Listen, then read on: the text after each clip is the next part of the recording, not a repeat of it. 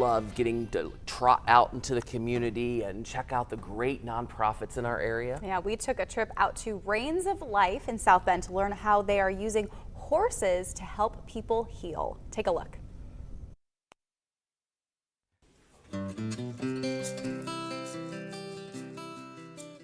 Well, we are at the Reins of Life South Bend location, learning all about the programs and resources that they provide to so many in our community. For those that are hearing about Reins of Life just for the very first time today, share a little bit about the history of why it began and just the uniqueness of the programs you provide. Oh gosh, it started back in 1978 with Valerie St. Clair being a nurse and wanting to utilize her love of horses and helping kids. So this brainchild became hers in 78, and we used to travel up and down to different barns in Granger, and Nancy Taylor and Lloyd Taylor donated this property back in like 91 because Nancy was trailering horses for us, and they kind of said, that's kind of crazy. They gave us a home, so we've been out here. Beautiful. And you offer services for a wide variety of ages and also abilities and diagnoses. So what are some of the individuals that you work with and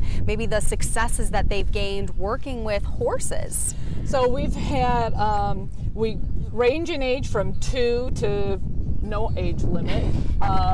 Our current, one of our current adults was a pianist, and so we get to help her with learning and balance and things like that that she wants to work on. Yesterday she decided she wanted to groom, just spend some horsey time.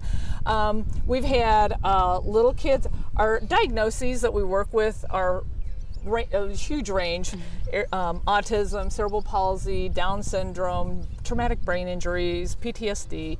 I had one little gal that didn't even know how to touch her horse, wouldn't go in the stall for the first 3 weeks, and she sat on my knee while she watched her volunteers groom.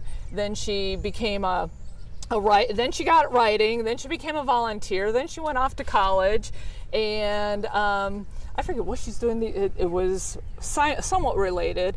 Our volunteers come out, they get to work with our riders and see the growth that they get from grooming the horses or riding the horses. We've had numerous volunteers leave here to go into being doctors, pediatric doctors and therapists and things like that. So it's quite amazing the impact that we, unbeknownst, have when they come out to start volunteering or riding. So why horses when you're working with adults and kids of a variety of abilities and diagnoses? How do you see them really connect with these particular animals, in specific horses, compared to other animals? Well, horses are very empathetic.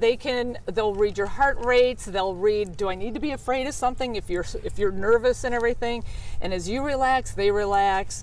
Their body structures, they have a 4-beat gait. It equals our 2-beat gait. So we can work on muscle control and suppling muscles and balance and coordination. And when we're on the horses, we're combining equitation skills with other learning skills.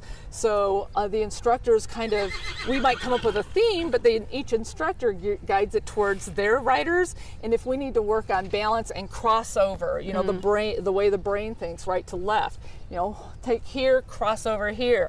And what we do, we always tell our riders, what we do to the left side, we have to do to the right. So we're practicing.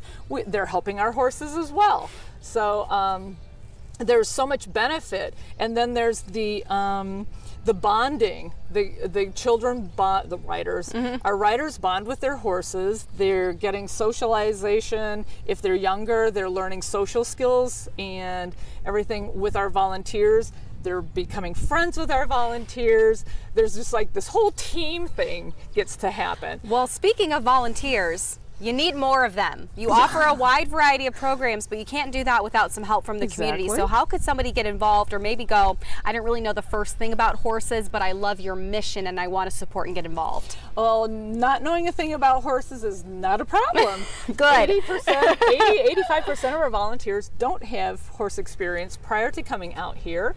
And we teach them what we need to. We have trainings between our breaks. So like our next training is June 12th, Thursday and Tuesday and Thursday, the 12th and the 14th. Tuesday will be in the morning at 10:30, and the evening one on Thursdays at 6 o'clock.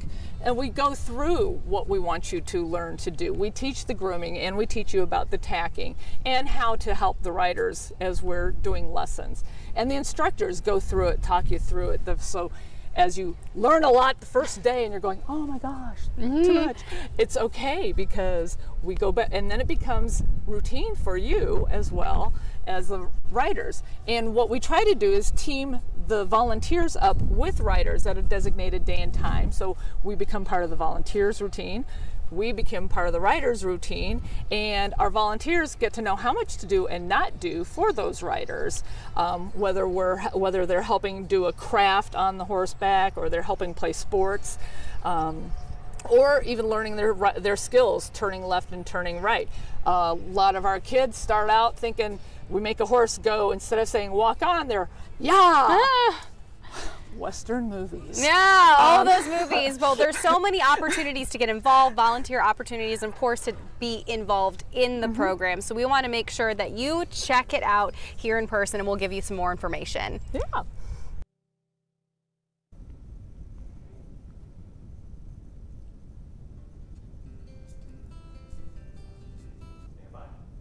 Check out Reins of Life for more information. You can give them a call at 574-232-0853 or head over to reinsoflife.org or follow them along on Facebook.